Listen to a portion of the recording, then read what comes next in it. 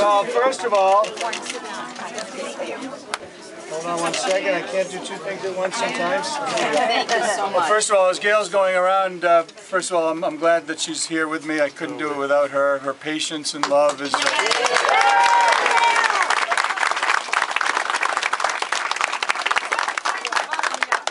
I am trying to butter her up. All you men know exactly what I'm doing. And all you women appreciate it. But it's good. It's really good to have Gail here. You know, we've been married 25 years, and aside from that and the birth of my children, being here United States Senator is the greatest honor of my life. And to be able to come and really do the things that you've sent me down there to do, be that independent voter and thinker, as evidenced by most recently an independent report saying I'm the second most bipartisan senator in the entire United States Senate. And yeah. And also, at least by 40 points, the most bipartisan in the delegation. And what does that mean? That means right now there are people down there who are thinking about their party and themselves, quite frankly, instead of our country, because we are Americans first, and we should start to remember that we are Americans first, regardless of the political parties, which are nice to be there and have that security around us. But bottom line is, I know there's not all Republicans here. I know there's some good Democrats and independents in this room right now who care very deeply about our country and recognize that they are Americans first. And to me, what that means is we need to start to work together, because we are in a financial emergency. We're in deep, deep trouble, and there are plenty of ideologues and plenty of partisan folks down there. And quite frankly, as you've referenced and know, Professor Warren has indicated that she agrees with President Obama on everything. And even his own party members don't agree with him on everything, as they rejected his own budget. Basically, it failed 97-0. So there are things that I certainly agree with the president on, as evidenced by, I don't know, I had a gentleman say, Scott, what did you and the president talk about the other day? I said, well, in the State of the Union, I was listening, and I agree with him that we should be able to refinance our debt for those who have Fannie and Freddie mortgages who are underwater. We should do that. I put an op-ed out about 6 months ago. When I talk about creating financing for new businesses, yeah, I have a bill, it's called crowdfunding, that is a no-brainer. It should go right out the door. And we was talking about insider trading, and we need to reestablish the trust with you as Americans and voters. I said, Mr. President, my insider trading bill is on Harry Reid's desk. Tell him to get it out. And he says, I will. I'll tell him to get it out. And then he asked how my daughters were, and I asked how his daughters were. And don't you know, as of Monday, they moved another bill, and we're actually taking up the insider trading bill on Monday. So.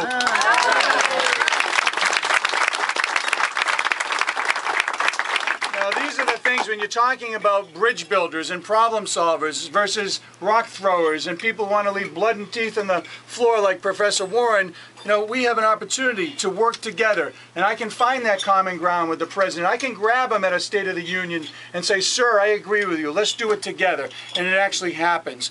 When we work together, I find, when we work with other people of goodwill on the things that matter most to us as a country, we get it done. When the majority leader lets us move forward with amendments and bills without any kind of BS at all, it gets done. All I can tell you is I've done exactly what you've asked me to do, and you may not agree with me 100% of the time, and I have somebody who does not agree with me 100% of the time too.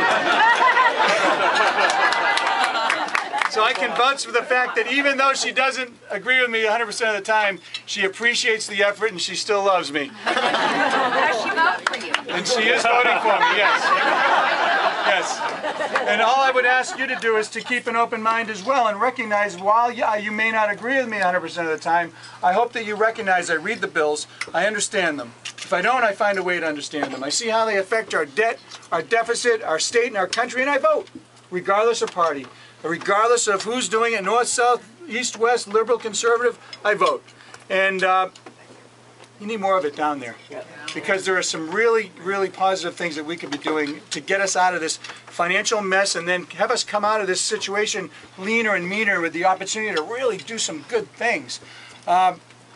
just want to talk about two other things, and then I'll take a couple of questions if you'd like. Certainly, I have a little time. We have time, right, Chris? Yeah. Okay, great. We just did the debt ceiling vote. Now, some of you say, why did you vote to increase the debt ceiling?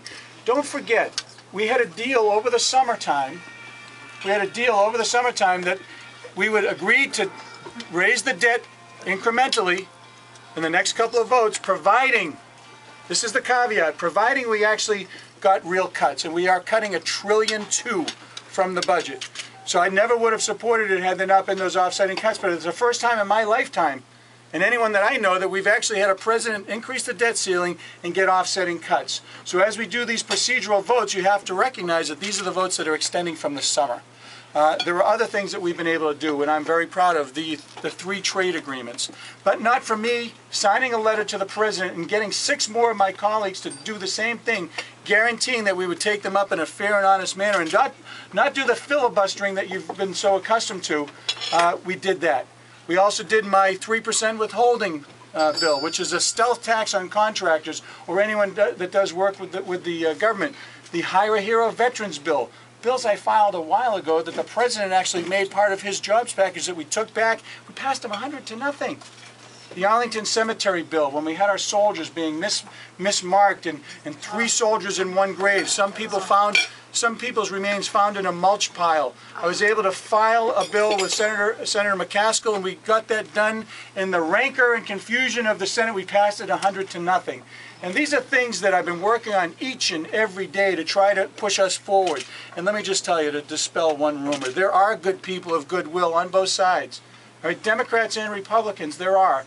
And there's about 46, 47 of them, of us, who are trying to push our leadership to do things the right way. There's about 20 that kind of float in and out, depending on the issue. And then on the left and the right, okay, there are folks that you say, really, we're going to shut down the government again? Really? Let me tell you something, you deserve better. You deserve better. And I've been going down there each and every day, battling each and every day to try to make a difference. And as I said, you may not agree with me 100% of the time, but I hope you would at least give me the courtesy and consideration to recognize I'm thinking about Massachusetts and our country first.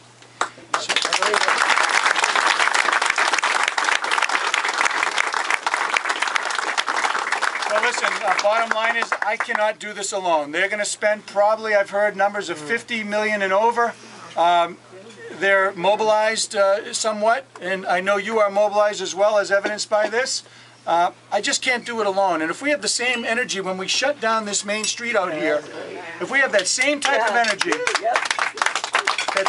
of energy, we'll win again. And I ask you to do a couple of things. Get on scottbrown.com. Join the Brown Brigade so we can press a button and let you know where we are.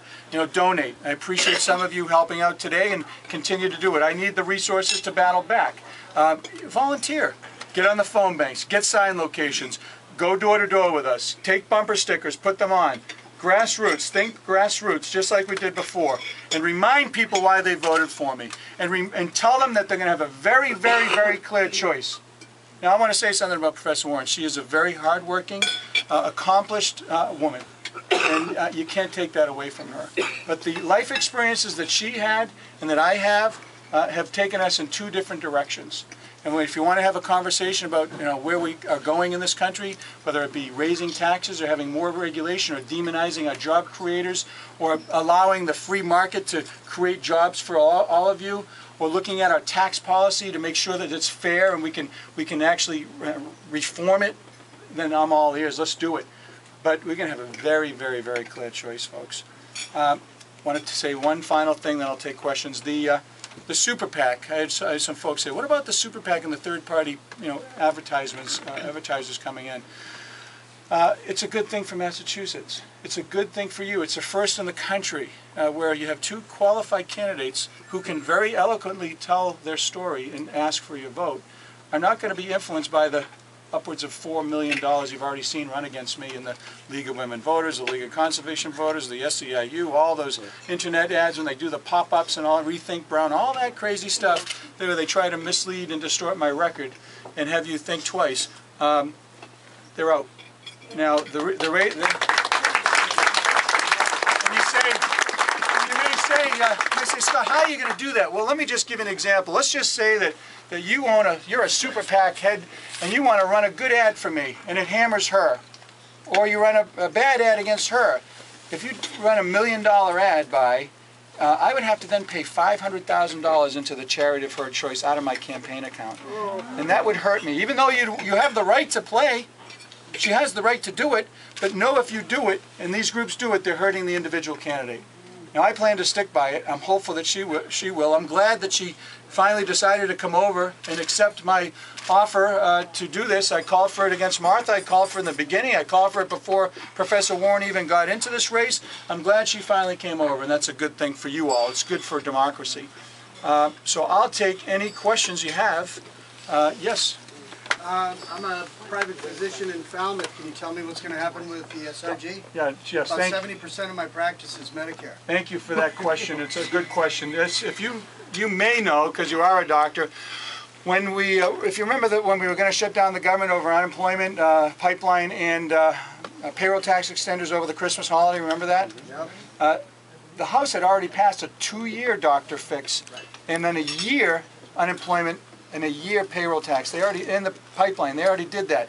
So the House actually passed a longer and better bill than the Senate did, but the indication at the Senate is they couldn't get that through. So we passed a 2-month. Everything I'm hearing is that we have in play, and it seems to be non-controversial right now, a 1-year extension on that. So I will, if you could make sure, Chris, you get his information, I'll make sure I put you in touch with that person. The problem is if this was fixed in 2003, it would have cost $45 billion. billion. I know, now it's going to... $300 billion. I hear you. I hear you. It's going to be $550 billion. I don't disagree at all. I don't disagree at all. Right now, I don't think much is going to happen until after the election, but at least you know that you're going to be covered for a year. Everything I'm hearing is it's a year. Chris, I want to put him in touch with Abby. Yes, sir. With the budget and deficit and all the deficit being so important, is the Senate ever going to do a budget? They're getting a lot of pressure. They're at like 1,007 days without a budget. So when you hear, them talking about fiscal and financial, dealing with our fiscal and financial problems, listen, they're not serious because they haven't done a budget. You can't live in your own home or run a business like this, which it is, without a budget. Could actually, Chris, could you open the door? So we're getting a little hot in here.